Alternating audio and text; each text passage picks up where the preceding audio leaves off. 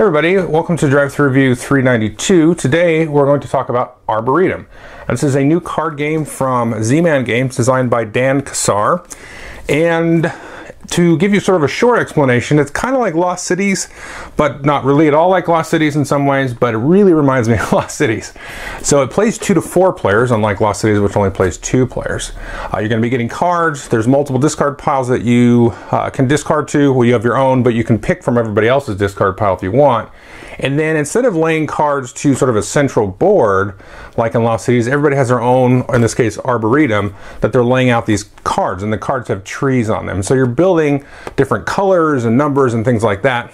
Let's just jump into how it works, and then I'll come back and tell you what I think of it. So as you can see, Arboretum comes with a deck of cards, and also comes with the score pad, and of course the instruction booklet. Now, how do you play the game? Well, the first thing is you want to figure out how many players are in the game. So let's pretend we're playing with a 3-player game. We're actually going to go through and grab 2 colors of these trees, in this case the olives, as well as the willows here, and we're going to grab and remove those from the deck. If you're playing with 2 players, you would grab another 2 colors. If you're playing with 4, you just use all the cards. And you can see here there is 1 through 8 in each of the different colors of the different trees. So you're going to grab those out, and they only repeat once. There's only 1 through 8. There's no double ones or anything. And then you're going to then draw 7 cards in each player's hand. And then the first player actually will not start with a discard pile. So let's say we're playing 4 players now. And so we'll shuffle those cards back in, and then we're going to start a discard pile for each of the other players. And then I'm going to be first, and I'm going to take my hand of 7 cards. And then I'm going to do 2 things on my turn. I'm going to draw some cards and play some cards. So I've got 7 cards in my hand. I have to draw 2 cards. Now, to start the game, I've got a few different places I can draw cards from. I can draw from the deck. I can draw from somebody else's discard pile. And so let's just say for fun, I'm going to draw 2 cards off the top of the deck, and then I'm going to leave everybody's discard pile alone. But you could do 1 from a discard pile, 1 from 2 different, or 1 from the draw, 1 from the discard, however you want to do it. And then we're going to take a look at our hand of cards, and we're going to play 1 card to sort of our tableau or our little arboretum in front of us. So we'll go ahead and play this, and then we're going to have to discard 1 card to our discard pile. And since we're the first player, we'll start our discard pile. And the player to our left will take their turn. Maybe they like this card that we just discarded, and then they draw another card. And then they've got to now play a card in front of them, and then also discard a card to their discard pile. So we keep going around until we have the last card of the main deck drawn. That player will finish their turn, and then we're going to score. And so the whole game is the score, but that is all the mechanics of the game. Draw 2 cards, play a card for yourself, and then discard a card. Hopefully not something too good for somebody else that they'll want to take, but that's very hard to do. So here's a sample of what part of somebody's player board or tableau might look like at the end of the game. Now what we're going to do is we're going to walk through here all of the different trees. So we're going to go to cassias, dogwoods, jacarandas, and so on, and then we're going to score those. Now usually only 1 player is allowed to score those. So let's just pick a random color. Let's say we'll start here with the lilac. These are the blue cards. And then how do we figure out that somebody's going to score them? Well, you're going to take a look at the cards that you have left in your hand. And let's say I had the 7 and then Billy had the 8. And this was my tableau here. I'd be out of luck because whoever has the highest total, you look at the numbers and then add them up. Whoever has the highest total on their hand gets to actually score that color. But you could actually, in a sense, sort of hate draft these and keep these, even though you have no business or even care to score that color, just to prevent other people from scoring that color, which is pretty interesting. But let's say I could actually score this. What do you actually mean by scoring it? Well, when you score a color, you have to start with that color and end with that color, and everything in between has to ascend. So here we've got a 1 blue, a 2, a 4, and then a 5 blue. So we're starting and ending with blue, and then everything in that path that we have drawn goes up. So in this case, we're going to get 1, 2, 3, 4 points. But let's say we're going to score now. These are the dogwoods, which is kind of like the white color. So we got 1 to 8. So we've got 1, 2, 4, 5, 8. So we got 1, 2, 3, 4, 5. And then if you start with a 1, you get a bonus point. So now we're at 6. And if you end with an 8, you get another 2 points. So now we're at 8. Now the other piece of the scoring is if you have 4 or more cards that are ascending and they're all the same color, then you're going to get 2 points per card. So 2, 4, 5, 8. And so we've got 1, 2, 3, 4. They're all the same color, so 2, 4, 6, 8. So we're going to get 8 points there, plus another 2 bonus points for the 8. So we'd actually get 10 points for that. And we just go down and score all the different colors.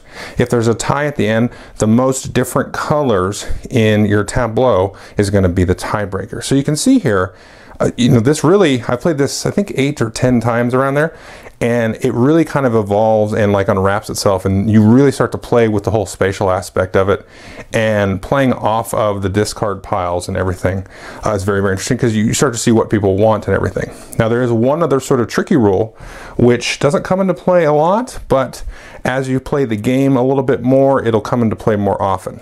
Now let's say we were going to score here the olives, and this is what I had in my hand, the 5 and the 1, so I'd have 6 points, and then Billy has the 8. So you'd say, okay, well Billy gets to score the olives because he's got the most amount.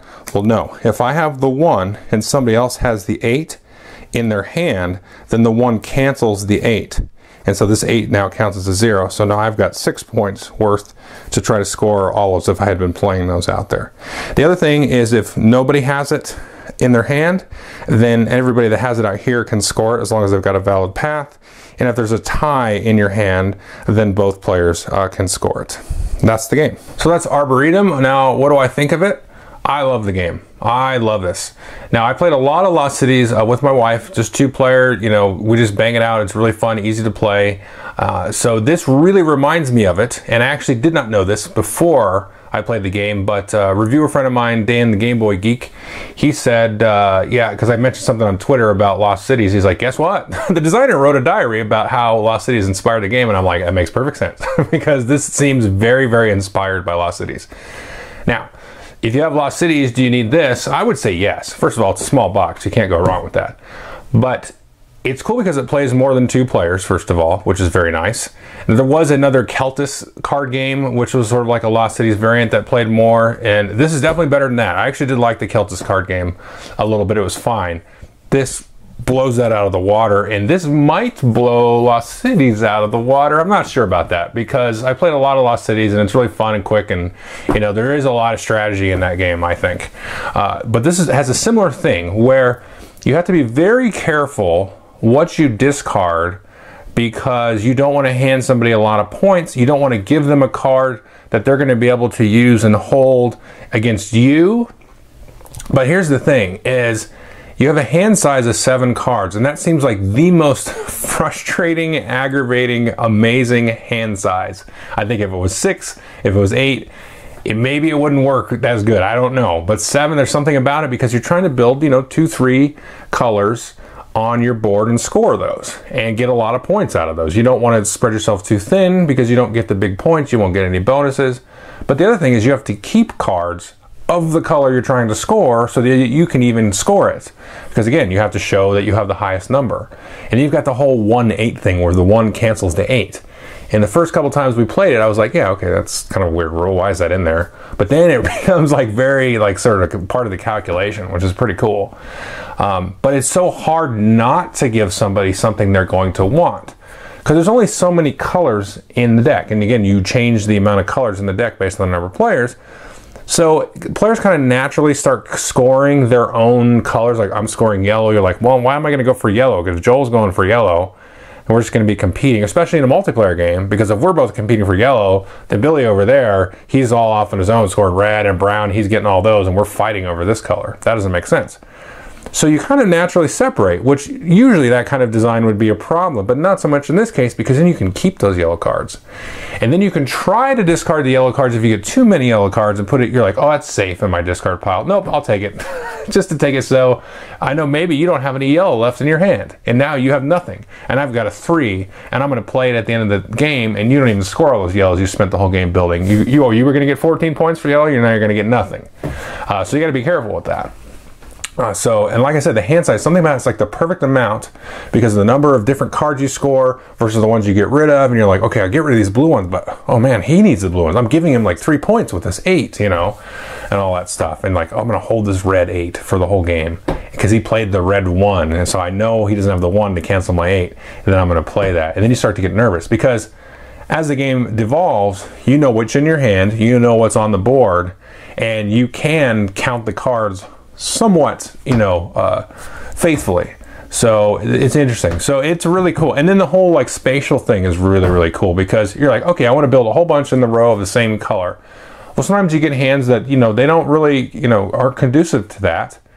And you've got to use up all their colors, but then you can see, as I showed you kind of in that soaring example, you kind of intertwine the colors and say, okay, I'm going to use these reds through here and I'll get my double bonuses for that, but then I'm going to use that to help, you know, the white ones and all that. So that kind of thing is really interesting, and you can, and like each game is going to kind of play out sort of differently. It's like, you know, I've seen games where like people play like a long row and they kind of just fork it off because they get a certain deal, and then other ones where, like I showed you, they kind of get mixed up. You start to play with that. So there's a lot to kind of chew on and explore with this. It's really, really, really good. And I like it at all the different player counts, frankly. It seems to work really, really well. So this is a fantastic game. I got to tell you that. So this is definitely going on the shelf next to Lost Cities. I won't get rid of that. But yeah, definitely take a look at this one. Arboretum. Thanks.